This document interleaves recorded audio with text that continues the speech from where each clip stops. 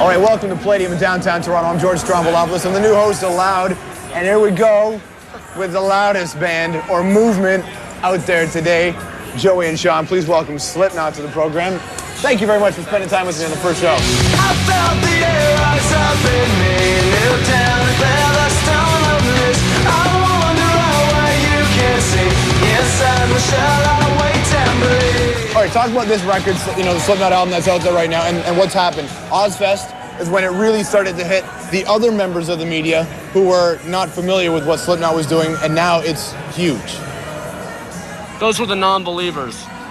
The fact is, the believers, all our legions of fans, the sickest fans I've probably ever... I mean, I can put myself out of the band and look at it like I'm not in the band, and it's a very, like, liberating and very freeing feeling, very humbling that we have such a legion of fans the way they are. They're the whole reason that all those people, like, kind of came back into the fold, like, all the industry people, still who, like, actually do not matter to the band. The fact is, you know, like you, look, you got a Sepultura shirt on. It's an honor to be doing like an interview with a guy that knows what he's doing. Like a lot of these people like come up and ask for interviews with the bands, and we're like, you don't even know who the hell Slayer is. Beat it, geek.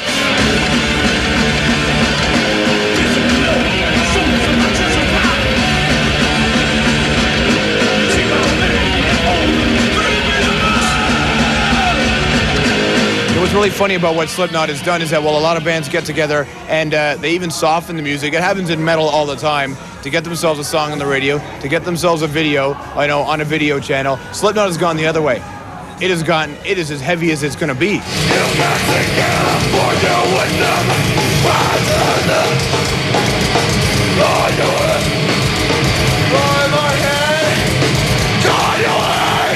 No one has gone this way and gotten famous. I mean, Metallica even slowed it down. He's right. And not Are we famous? Dude, you're gold in many countries. You're famous. You know, as a band. You know, not as individuals, because you've taken that out of the equation.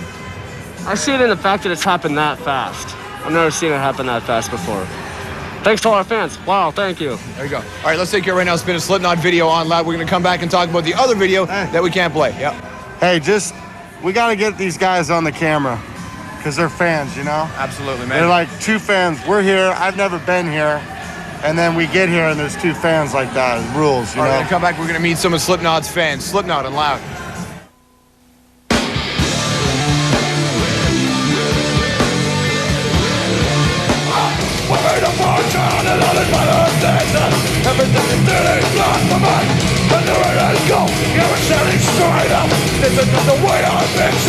How long you guys plan on being on the road on this album? I think it's safe to say we're probably going to go up to October, the end of October, maybe even the end of November. The new album will probably not be out until the first quarter of the new year. All right, so while we're sitting here doing some stuff on Loud, some videos we want to play. We just played one Slipknot video. We can't play the first single because it was banned. Hey, I just want you to know that by not playing Spit It Out, you're doing a very, very bad thing, and I don't like you because of it. And I will really, really think about how I will change this. But whoever is in charge of banning that video, I'm going to meet you, and we're going to have a conversation. The conversation will consist of, you want to flip for a punch in the face, and the thing is, you can only answer a yes because the fact we won't let you out the room. The fact is, I like it that they won't play the video. I think it's great. Don't play it. It doesn't matter. They understand regardless. We don't need the video play. All right, don't need it. Another video we can play. Pick a band you want to see. Sepultura? We'll do Sepultura. Arise. Arise. There we go. Sepultura, Arise on Loud.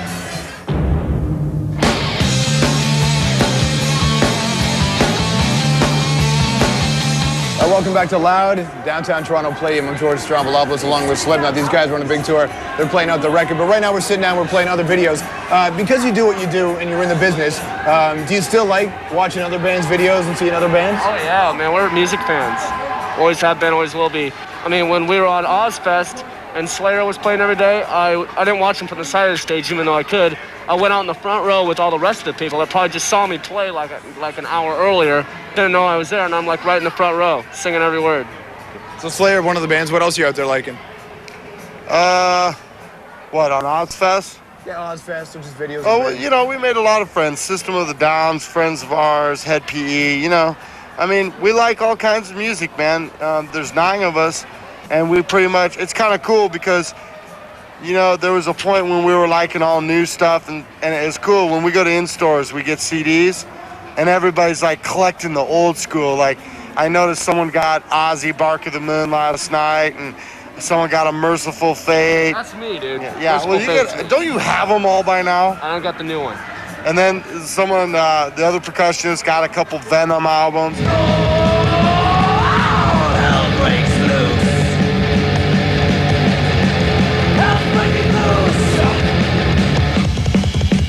We're going back to a lot of roots and appreciating where, music was when we were a kid. So we like it all, man. Country can kiss my ass, and that's about it. I don't know if these guys like country or not, but... You like country? Beat it, geek, with that. Pisses me off, dude. Makes me want to hurt. It's funny that, those songs singing was much Physically about that. pains me to listen to it. Yeah. It's like... hurts. Taking one for the team. Well, what do you like that, most people... We had a couple of guys on, talking earlier. That one guy loves Steely Dan.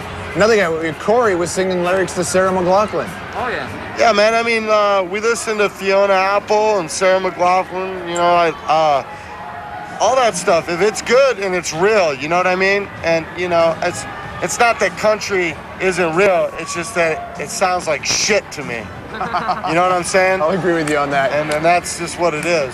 I met Fiona Apple once. She flirted with me. Are you serious? Dead serious. She's hot, man. Kind of a skanky way. I'm completely obsessed with Fiona Apple, but she flirted with me way before the band got big. Nothing's gonna change my world. Nothing's gonna change my world.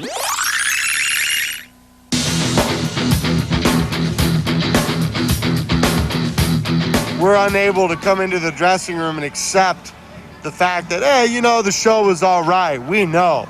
I sit down, I'm like, I didn't give it everything, because a lot's at stake, man. I got a family back home. I miss home. People have other things, and it's like, if I'm going to do this, I have to be true to myself. I can't be a f***ing wimp. And it's terrible, man. You got all these people that need you. It's hard.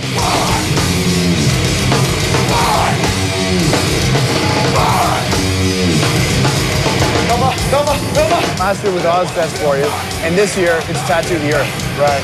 Tell us about Tattoo the Earth. Tattoo the Earth is going to be, basically, the way I look at it, is a giant art festival. It's a wonderful thing. I believe it's going to be a revolution because there's going to be a crossover of many different bands. There will be a second stage and a main stage, and there'll be a little bit for everybody. And they're going to be general admission shows. We're going back old school, I think the majority of them are going to be general admission.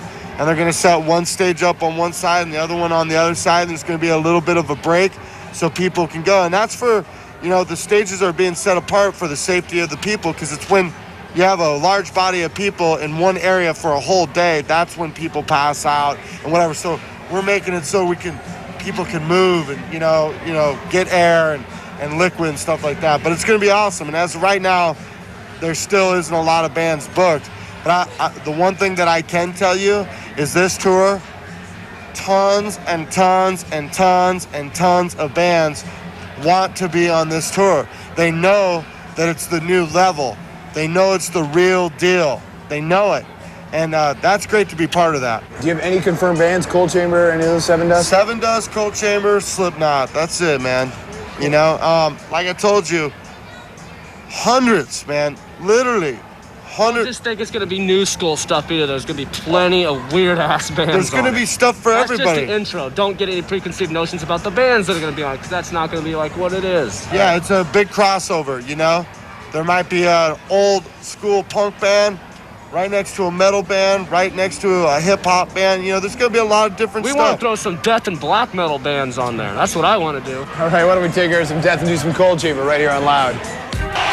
All right, a little Slayer for you on Loud. I'm George, right here in Palladium in downtown Toronto with the guys from Slipknot. Slayer are one of those bands that made it possible for everybody. Absolutely.